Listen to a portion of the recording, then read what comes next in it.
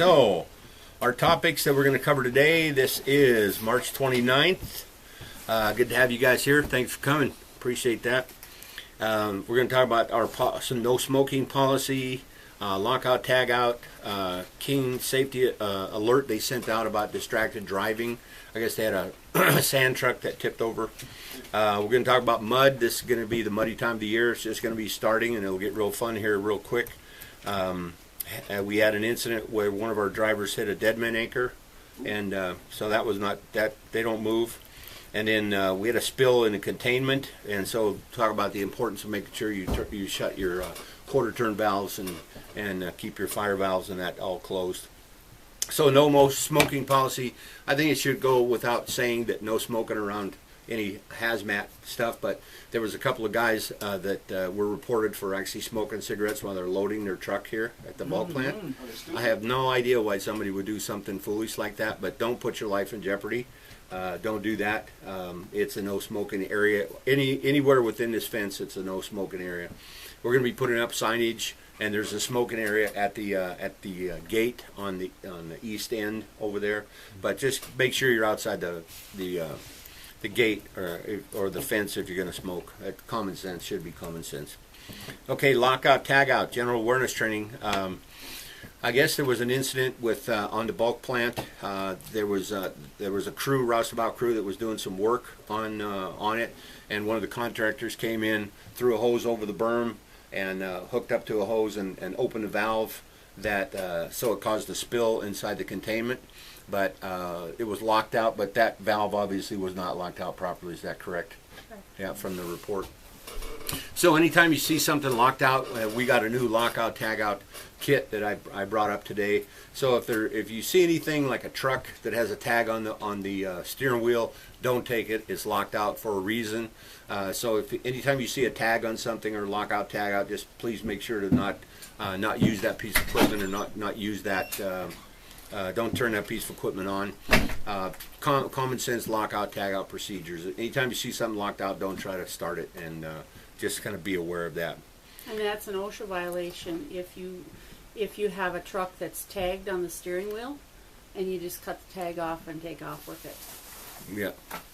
There'll be a phone number on the tag for the mechanic that you can call to determine whether it will be possible for you to use that truck. Okay, Keene Safety Alert. They sent out an alert to us telling us the fact that it was a driver that was hauling a sandbox, and apparently he went on the shoulder. Is that correct? And then overcorrected, and tipped the trailer over. They're kind of hard, I would think, to tip over one of those sandboxes. I don't assume that the center of gravity is quite as high as it is on a tanker, but they could still tip over. So just be aware, especially this time of year, the shoulders get much softer than you think they would, and a loaded tanker will tip over at 17.5 degrees. So if you get that thing sloshing a little bit and you're on the side of the road, that thing will just lay over like a big fat pig, and they roll much easier than you assume they will. So just drive slow, but stay off the shoulders. If you have, we had one of our trucks up north of Williston. They had a sand truck coming toward him. It was empty, and he pulled over to let the sand truck by and got his front steer tire caught in a snow drift, and it sucked him in the ditch and almost tipped the bulk truck over. Yeah. So they can tip over much easier than you think. So just use that as kind of a precautionary thing. I was actually parked one time when I was hauling water, and I was on a county road, had the brake set, and I was looking at my map, and I felt the truck move, and I looked up, and I was actually sliding sideways in the mud with the brake set. I was 105,000 pounds sliding sideways on a big county road. So this mud up here is freaky. It's very unusual. If you haven't seen it quite yet, but anybody that's been driving up here for a year or more, you can go, yeah, that's not spring snow. Control it as well. So one of the techniques that you might want to consider trying is if by some chance you do start sliding in the ditch, one of the worst things you could do is overcorrect and try to pull it out too quick, because your tractor will come up and the trailer will lay over. So if you can keep it going straight, then keep the thing going straight. If you feel it tipping, you may just want to take the ditch. Yeah. Just put the thing in the ditch, and we can always haul it out. It's much easier to pull one out than it is to put it back up and pull it up if it tips over. So We haven't had anybody hurt from a rollover. And the other thing is, if you go in the ditch, and it happens, sometimes we've had a driver take the ditch for a crazy other driver, and rather than have a head-on, they took the ditch, and then they decided that conditions were good enough for them to drive out. You never ever drive out of a ditch with a loaded truck. We always unload you first. We've had people who have gotten back up on the road, and just as they crested and came up, this piece where you rock sideways as you come up over the edge of the ditch, tipped him over. Yep. And he would have been just fine if we had unloaded it first. Yeah. So just some little tips. The mud is a big issue up here. Not only when you're driving, but when you're walking around. You'll notice that sometimes you'll be walking and it'll suck your boot right off your foot. And it'll be sitting there. I was driving one time on a well site, and it looked like a firm scuria site. I mean, it looked like it was a firm, flat site. And I got loaded and started going around the wellhead, and my truck just sank right up to the stairs, right up to all the axles. It just gets so soft up here that you just really got to be careful when you're either dragging hoses or walking or driving especially. We had one of our guys, he was on a site, and he observed a dead man anchor. You guys know what a dead man anchor is? A dead man anchor is on, when they build a well pad, they have right at the middle of the wellhead, they'll put 4 anchors around that wellhead, space it out a little bit, and there's like a big corkscrew. And they take a tractor with a PTO on it, and they hook it on, and they drill it in at an angle. It looks just like a corkscrew if you're popping a bottle of wine or whatever. That's what it looks like, and it drills it right into the ground. But it'll stick up probably a foot, maybe a foot and a half out of the ground. And if you hit those, they're immovable. They won't move. Your truck will be damaged. Your wheel will be damaged. But the dead man anchors, they don't give. So anyway, one of our drivers was on a site. He got stopped, and another company started a conversation with him. He got distracted, forgot the dead man anchor was in front of his truck, and he started to drive forward, and it ripped the fender off of the truck. So like I say, they don't move. So distractions are where most of the incidents like that can sometimes happen. Somebody comes up, starts a conversation with you, you kind of forget what you were doing at that point, your mind gets distracted, and then you proceed, and then some kind of an incident or accident can happen. It's real easy to do. Anybody that's been up here any period of time, the biggest thing is when someone comes up, starts a conversation with you, whether you're hooking up your hoses or you're unhooking or you're doing some procedure, you're fueling, somebody comes up, starts a conversation, that's where you need to stop and back up and say, okay, where was I at? What was I doing? What was I thinking of before this conversation stopped? Do a 5x5.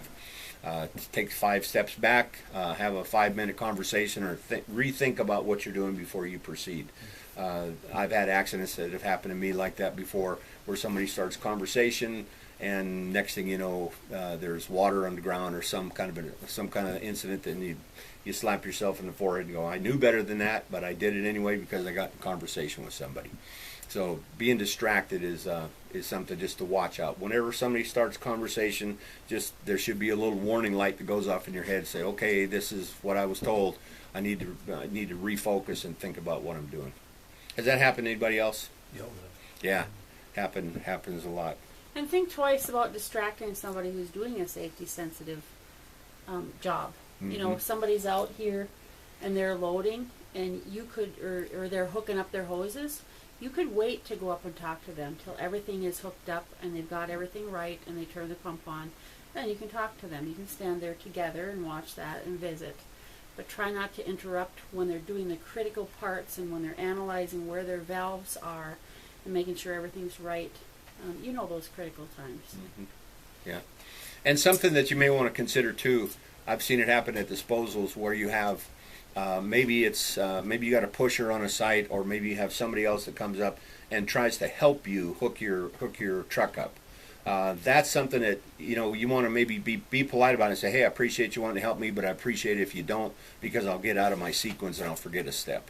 And I've seen that happen. We had one driver in water pulled up on a frac site. We were filling a frac, and the pusher decided to help him out. He grabbed his hose off the side of his truck, hooked him up to the manifold, and he was all hooked up, and the pusher walked away.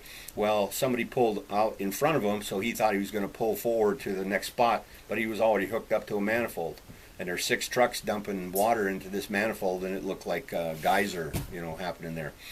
So there again, if you help somebody, you can get them they may not know what you're doing. So it's oftentimes not the best idea to help somebody, and then they can get out of their routine.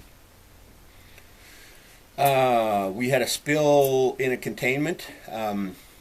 Apparently, they had left the quarter turn valves open in there, and one of the other valves was leaking. What exactly happened on that?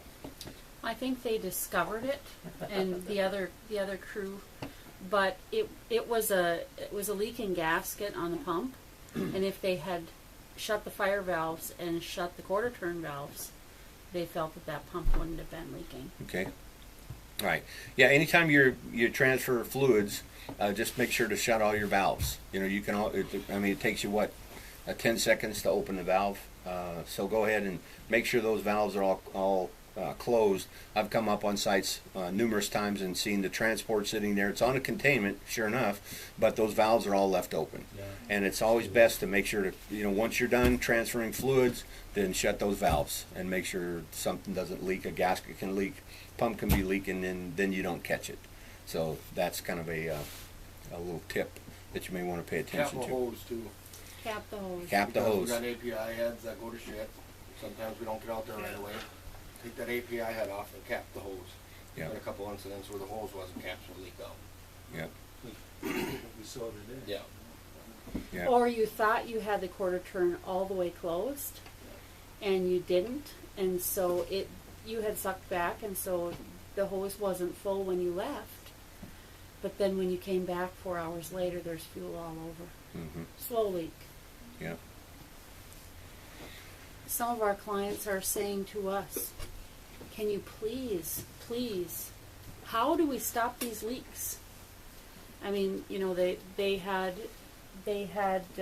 Hess had 25 spills in 2015, 55 in 2016, 75 in 2017, and in 2018, in the first 2.5 months, they had 25. Man. So if that keeps on, So then they're over 100. The graph is perfect. And they're begging us, can't you please just have your people watch their liquids? Can't you make sure they check their valves? Can't you? And they said that over half of them in 2017 were human error, where people didn't shut the valves, or they didn't cap the hose, or Now, these are all fuel springs. No, all kinds of fluids, water and fuel and chemicals and everything. But they're begging us to please figure out how not to drip and how not to spill, because they're costly. Cleanups are all costly in time or in money. Delivery drivers see the full range of stuff that happens, and the biggest thing is leaving the valves open. Mm-hmm. But when this guy's complete filling a bulk truck, just shut all the valves, the fire valves and the others, and raise the API head up as well. Don't leave it lying on the floor. Right. Gravity will. And if you're uncertain about the correct procedure with the valves, pull out the SOP book, please. We have written SOPs and they have pictures, and if your truck doesn't have a laminated SOP book, call Greg. You Call should Malcolm. have. I think I put SOP books in all the trucks. And it typically will be behind the passenger seat. And it's all the standard operating procedures. And it just says, step 1, do this, step 2, do this, step 3, do this. And if you see something in there that maybe we didn't catch, then call, because we can always edit those if there's a better procedure or something that we need to improve on or can improve on. We definitely want to do that. But we sat down, took us 3 or 4 months of weekly meetings, editing and re-editing, and how do we do this and how do we do that, and talked about from the field, field input. What's the best way? Maybe this isn't the best way, and so we came up with some things that hopefully will help. And but the procedures are there for a reason. It's like, hey, do this, and then do this, And so follow those. And with leaving the valves open, I know in the recent past and probably still now, we have cross contamination that happens where you get dyed, and the dyed fuels gets in with the cleared, and it's just contaminated. 1 or 2,000 gallons of fuel, and there's a whole big price differentiation between Is that. that here in the bulk? It's I think mostly from the bulk trucks that that we've had some of that happen. Some of the bulk trucks that have the multiple valves that are there, the guys leave them open, and then next thing you know, you're pumping dyed fuel into a cleared tank. Because the fire valves, don't hold back pressure, right? They only hold they hold it from flowing out of the tank. But if you don't shut that clear fire valve, and then the quarter turn valve as well, then you push backwards dyed fuel into the clear from pressure if you don't shut that quarter turn. Mm-hmm. Yeah. And I think we mentioned this 2 weeks ago at our safety meeting, since we're talking about dyed and clear. Sometimes you'll make you're making a dyed run, and then you want to put some fuel in your tractor, in the saddle tank on the tractor. Unless you purge that line, then you're putting dyed fuel in that tank, and that's illegal. If you drive that truck out on the open road, then you get a pretty substantial fine if you get caught with dyed fuel in your tank. So purge that line first. Fill up another piece of equipment. If we put a little extra cleared in a generator or something like that, no harm, no foul. Or throw the hose over the top into the dyed tank, and make sure there's clear coming out of that line before you put it in your saddle tank and fill it up. We had one on Halliburton where they asked us to fill up 3 of their tractors, and we filled up 3 of their tractors with dyed fuel. So that didn't make us very popular. So little things like that, But again, it's talking about professionalism and just making sure we follow the procedures and do it the right way, and be conscientious about how we're doing it, and we want to look good, and we want to do the right thing, do it in the right way. They're having construction company from Dickinson. What's the name of the company? Bronco Brothers. Is it Bronco Brothers? But they're going to come in and do some landscaping in here inside the bulk plant this summer when things thaw out, and they're going to put some concrete containments on the southeast side over here, and all those drums that are laying around, all the drums and the totes are going to be put on proper containments, and then there's going to be a trailer apparently that's going to be put at the east gate, and so everybody that's coming in now will be coming through the east gate. There'll be a sign in so that we have more security here as well. There'll be sign in, and I think they're going to try to go to a swipe card system. So there's some improvements that are coming, and they're going to be done this summer.